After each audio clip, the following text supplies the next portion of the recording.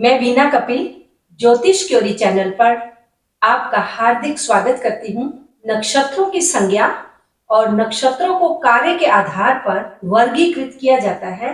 जैसा कि हम जानते हैं कि नक्षत्रों की उपयोगिता गणित ज्योतिष और फलित ज्योतिष दोनों में है। सिद्धांत संहिता, होरा, प्रश्न कुंडली और मुहूर्त शास्त्र का तो आधार ही नक्षत्रों का वर्गीकरण है।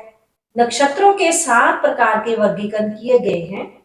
गुण, स्वभाव, जाति, लिंग, मुख, लोचन, आकाश या गोलार्ध, ये 7 प्रकार के वर्गीकरण हैं।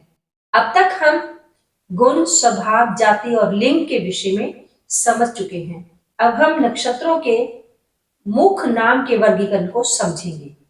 किसी भी विषय को अच्छे से समझने के लिए नक्षत्रों का ज्ञान होना परम आवश्यक है। ज्योतिष में हर विषय नक्षत्र पर ही आधारित होता है। हमारा आज का विषय नक्षत्र के वेग पर आधारित है। आज हम जानेंगे कि नक्षत्र में किस वेग की शक्ति संचालित होती है। आम बोलचाल की भाषा में वेग के स्थान पर मुख शब्द का प्रयोग होता है, अर्थात नक्षत्र के मुख के आधार पर वर्णित वर्गीकरण को समझेंगे। साथ ही ये भी समझेंगे कि किस नक्षत्र में कौन सा शुभ कार्य करने से सफलता मिलती है।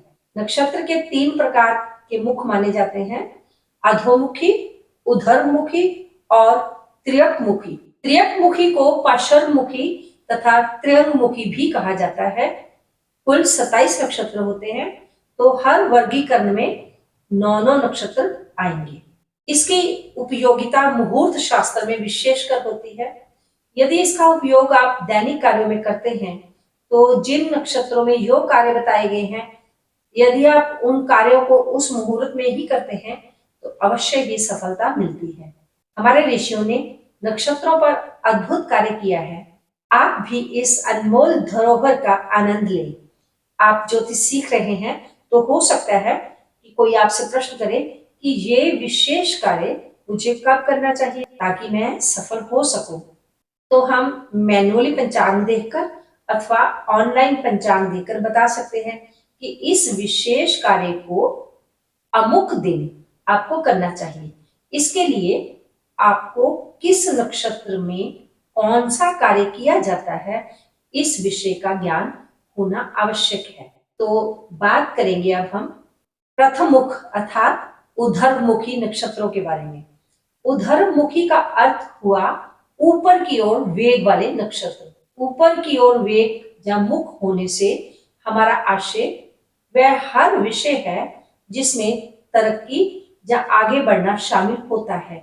उधरमुखी 9 नक्षत्र इस प्रकार है: रोहिणी, आर्द्रा, पुष्य, उत्तरा फाल्गुनी, उत्तरा भाद्रपद, उत्तराषाढ़ा, श्रवण, धनिष्ठा और शतभिषा।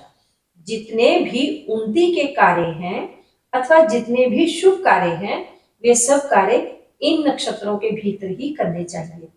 ऊपर चढ़ने वाले सभी कार्य जैसे छत पर चढ़ना, छत का बनवाना, प्रकोष्ठ आदि बनवाना, मंदिर का निर्माण करवाना, ध्वजारोहण करना, वंदनवार, क्योंकि वंदनवार भी ऊपर दरवाजे के ऊपर ही लगेगा ना, पतंग उड़ाना, ये भी ऊंचाई वाला ही काम हुआ, बाग बगीचा लगवाना, धरती से ऊपर ले जाने वाले सभी प्रकार के कार्य, हेलीकॉप्टर या हवाई जहाज की यात्रा इन नक्षत्रों में करने चाहिए। इन नक्षत्रों में राज तिलक करना अर्थात राज्य अभिषेक करना, ऊंचा पद प्राप्त करना, नौकरी आरंभ करना, शपथ ग्रहण करना। पुराने समय में राज तिलक के समय इन्हीं नक्षत्रों का प्रयोग किया जाता था। जिन कार्यों को करने का अर्थ शुभता और आगे बढ़ना, उन्नति करना, तरक्की करना होता है, वे सब कार्य इन उधरमुखी नक्षत्रों के दौरान ही करने चाहिए। अब बात करेंगे अधोमुखी नक्षत्रों के बारे में। अधोमुखी का अर्थ है नक्षत्रों का वेग नीचे की ओर होना। ऐसे सभी कार्य जो किसी चीज के भीतर जाकर किए जा सकते हैं, चाहे धरती के नीचे हो, चाहे मन के भीतर के कार्य हो, अथवा स्वभाव का पतन होने जैसे कार्य अधोमुखी नक्षत्रों के दौरान किए जाते हैं। अधोमुखी 9 नक्षत्र इस प्रकार हैं: भरणी, कृतिका, आश्लेषा, मघा, तीनों पूर्वा अर्थात पूर्वा फाल्गुनी, पूर्वाषाढ़ा और पूर्वा भाद्रपद, विशाखा और मूला, ये 9 नक्षत्र अधोमुखी नक्षत्र हैं, अर्थात इन 9 नक्षत्रों का मुख नीचे की ओर है। भूमिगत किए जाने वाले सभी प्रकार के कार्य जो नीचे की ओर धरती के अंदर जाकर किए जाने वाले कार्य होंगे, जैसे कुआं खुदवाना, तालाब खुदवाना, तहखाना बनवाना अर्थात मकान में या किसी बिल्डिंग में बेसमेंट का निर्माण किया जाना, हर तरह की खान की खुदाई, जैसे सोने की खानों की खुदाई हो सकती है, कोयले के खानों की खुदाई भी हो सकती है। गणित और ज्योतिष जैसे विषयों को गहराई तक जानने के लिए बुद्धि के भीतर तक जाना पड़ता है ना, इसलिए गणित सीखना, ज्योतिष विद्या का आरंभ करना तथा अध्ययन करना, शिल्प कला सीखना, लेखन कला, ऑकल्ट साइंसेस अर्थात प्रेत साधना और प्रेम सूखी घास आदि को इकट्ठा करना, नींव खोदना, नहर खोदना, ट्यूबवेल इत्यादि के लिए बोरिंग करवाना, गुफा खोदना जब गुफा के भीतर जाना, बिल खोदना जब बिल के भीतर जाना, सुरंग खोदना, सड़क इत्यादि पर भूमिगत रास्ता बनवाना, जैसे आजकल मेट्रो स्टेशन बनवाए जाते हैं, अर्थात भूमि के नीचे स्टेशन का निर्माण करना। इसके अतिरिक्त स्वभाव में पतन होने जैसी बुरी आदतें, बुरी बातें, जैसे जुआ खेलने की आदत, जहाँ जुए, सट्टे, लॉटरी जैसे बाकी कार्य यदि इन नक्षत्रों में किए जाएं तो लाभ होगा।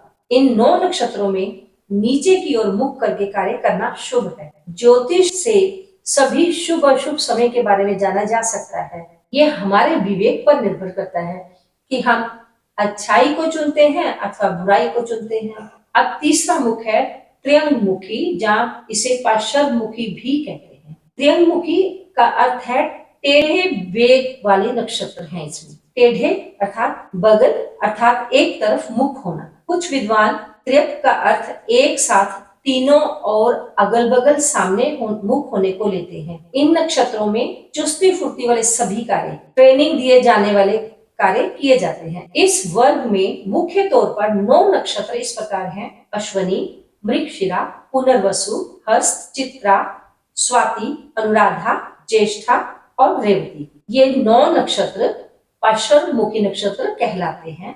इन नक्षत्रों में इधर उधर आना जाना, यात्रा संबंधी सभी प्रकार के कार्य तथा यातायात संबंधी सभी कार्य और कार, साइकिल, ट्रक, रेलगाड़ी, स्कूटर, इन सबको चलाने की ट्रेनिंग का दिया जाना, सभी प्रकार की मशीनरी चलाई जाना या उसको चलाने की ट्रेनिंग देना, बीज बोना, सवारी करना, हाथी, घोड़ा, बैल, कुत्ता आदि चौपाई खरीदना तथा सर्कस इत्यादि में हाथी, शेर, कुत्ता, घोड़ा, इन सबको जो ट्रेनिंग दी जाती है वह भी इन्हीं नक्षत्रों में दी जाए तो सफलता अधिक मिलेगी। इसलिए हर प्रकार की ट्रेनिंग और जलयान अर्थात नाव, पानी वाला जहाज को चलाना या चलाने की ट्रेनिंग देना, हल चलाना, जल स्थल पर नाव आदि चलाना और आकाशीय यात्रा करना, हवाई जहाज चलाना या इसकी ट्रेनिंग देना इन नक्षत्रों में शुभ होता है। अभी हमने नक्षत्रों को संख्या और उनमें करने योग्य कार्यों के आधार पर 9 नक्षत्रों को 3 वर्गीकरण में बांटकर नक्षत्र के मुख को समझा और निष्कर्ष निकाला कि सही मुहूर्त में किया गया सही कार्य अवश्य ही सफल होता है। यदि कोई चीज समझ में ना आई हो तो कमेंट के माध्यम से आप पूछ सकते हैं। यदि आपको जानकारी अच्छी लगी हो तो वीडियो को लाइक करें, शेयर करें और कोई सुझाव हो तो वो भी अवश्य दें। न्यू व्यूअर्स कृपया चैनल को सब्सक्राइब कर लें और बेल आइकन को भी दबा दें। ये था आज का नक्षत्र के मुख पर आधारित हमारा विश्लेषण। यदि आप किसी समस्या का समाधान ज्योतिष के माध्यम से जानना चाहते हैं तो आप कांटेक्ट कर सकते हैं। डिटेल्स आपको डिस्क्रिप्शन बॉक्स में मिल जाएगी। मिलते हैं कल किसी नए विषय के साथ। तब तक अपना ध्यान रखें, अपनों के बीच सदा खुश रहें, स्वस्थ रहें, मस्त रहें, सदा हंसते मुस्कुराते रहें। ओम नमः शिवाय।